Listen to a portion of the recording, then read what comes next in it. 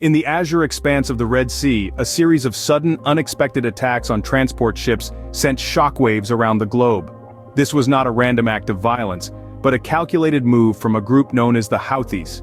These assaults, destructive and disruptive, were a startling wake-up call to the world, forcing them to acknowledge a conflict that had been simmering under the surface for almost a century. These attacks marked the beginning of the world's awareness of the Houthi conflict and its complexities. The question on everyone's lips was, who are the Houthis? And so, our story begins. The story of the Houthis, formerly known as Ansar Allah, begins in the early 90s in the northern parts of Yemen. This group, rooted in the Zaidi Shia sect of Islam, initially emerged as a theological movement preaching peace and tolerance. Their primary goal was to protect their community from what they perceived as attempts to marginalize them politically and economically. The turn of the millennium marked a significant shift in the Houthis' trajectory. The group started to militarize in response to perceived threats and marginalization by the Yemeni government. This began their transformation from a theological movement to a fully fledged rebel group.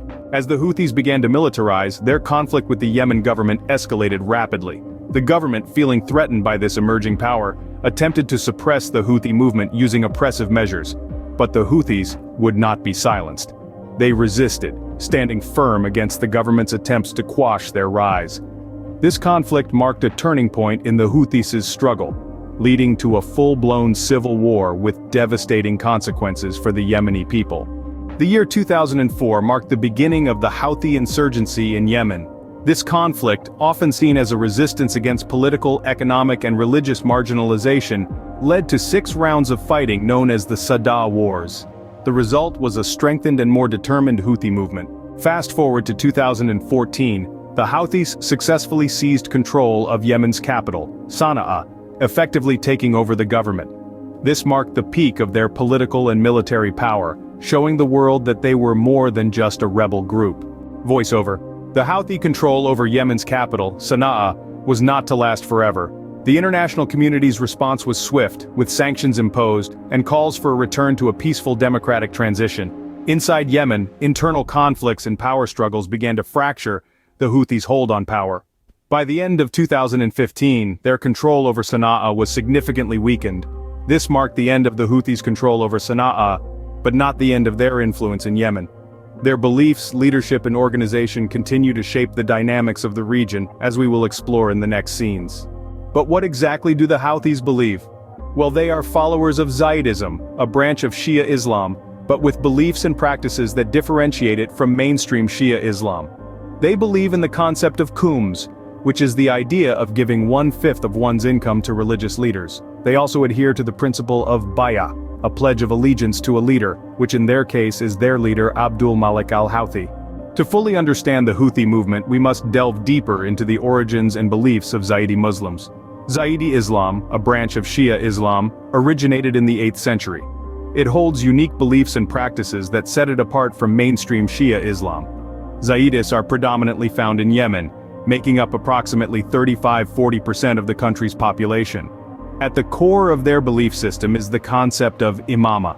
They believe that the leader of the community, or imam, must not only be a direct descendant of Ali and Fatima, but also be just, brave, knowledgeable, and capable of maintaining the community. This idea is a cornerstone of their faith, and has greatly influenced their political and social ideology. Despite facing persecution and marginalization over the centuries, Zaydis have managed to preserve their beliefs and practices.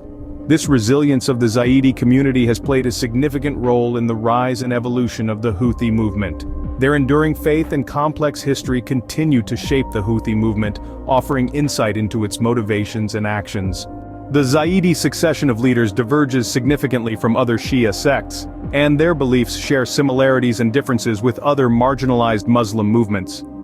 Unlike the Twelver Shia, who believe in a line of 12 infallible imams, the Zaydis do not have a fixed number of imams and believe that any male descendant of Ali and Fatima who fulfills the necessary qualifications can claim imamate.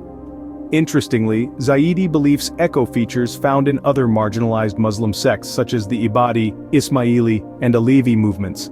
Like the Zaydis, these movements have unique beliefs and practices that set them apart from both mainstream Shia and Sunni Islam. For instance, the Ibadis, mainly found in Oman, have a democratic approach to leadership, similar to the Zaydis. The Ismailis, spread across many countries, also have a living imam like the Zaydis. The Alevis, primarily in Turkey, share the Zaydis' emphasis on social justice and activism. These movements, including the Zaydis, share a common experience of marginalization and persecution. This has shaped their ideologies and actions, often leading to resistance movements and calls for social and political reform. Understanding these nuances provides a deeper insight into the Zaydi Shia sect and its relation to other marginalized Muslim movements. It also sheds light on the wider context of religious and political diversity within the Muslim world. At the helm of the Houthi movement is their leader, Abdul Malik al-Houthi. He has been in this position since 2004, following the death of his brother and founder of the movement, Hussein Badreddin al-Houthi. The Houthi organization is hierarchical, with Abdul Malik at the top, commanding respect and obedience from the followers. The organization is divided into various committees and departments, each responsible for different aspects of the movement, such as military operations, political affairs, and public relations. Under Abdul Malik's leadership, the Houthis have transformed from a local group into a significant regional force, making their mark on the Middle East's geopolitical landscape. The Houthi slogan, "God is great, death to the US, death to Israel, curse on the Jews, victory to Islam," is a clear indication of their anti-American and anti-Israeli stance. However, it's crucial to understand that this slogan is more of a rallying cry against what they perceive as Western imperialism, rather than a call for violence against the people of these nations. The Houthis' political leanings can be quite complex to understand. They are often seen as extremist conservatives due to their strong anti-American and anti-Israeli stance.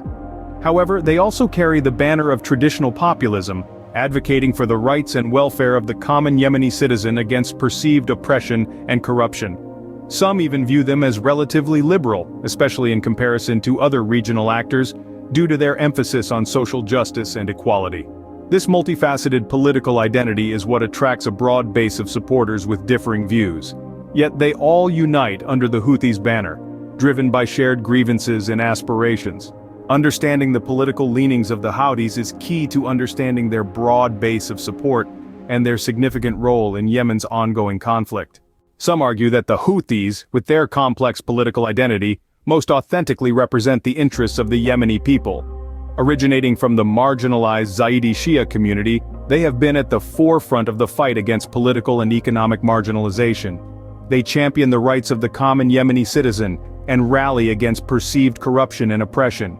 It's important to note that, for many, the conflict is not primarily religious or political, but instead rooted in deep-seated ethnic tensions. This perspective adds another layer to the complex narrative of the Houthi movement, highlighting the multifaceted nature of their struggle and their unique position in Yemen's socio-political landscape. The story of Yemen is incomplete without acknowledging its deep historical ties to East Africa. Historically, Yemen has been more closely connected to East Africa than to its Arab neighbors. Yemen has been ruled by light-skinned Arabs from primarily Saudi Arabia, who often lack a comprehensive understanding of Yemen's traditional culture. Yemen's culture, on the other hand, shares a rich and intertwined history with East Africa, reflecting in their traditions, customs, and even in aspects of their dialect. This disconnect between the rulers and the traditional culture of Yemen has contributed to the ongoing conflict. Understanding Yemen's historical and cultural connections with East Africa provides a deeper insight into the complexities of its current situation, and more specifically, the Houthi movement's struggle for representation and identity. The rise to power of the Houthis has not been an unopposed journey. They face considerable opposition from various factions within Yemen and beyond. The primary opposition comes from the internationally recognized Yemeni government, which is backed by a coalition of Arab states led by Saudi Arabia and the United Arab Emirates. This coalition's main objective is to restore the Yemeni government and curb the influence of the Houthis. However, the opposition is not a unified front. There are other opposition groups, including southern separatists seeking independence, tribal factions with long-standing rivalries, and even Al-Qaeda in the Arabian Peninsula, AQAP, which sees the Shia Houthis as heretics.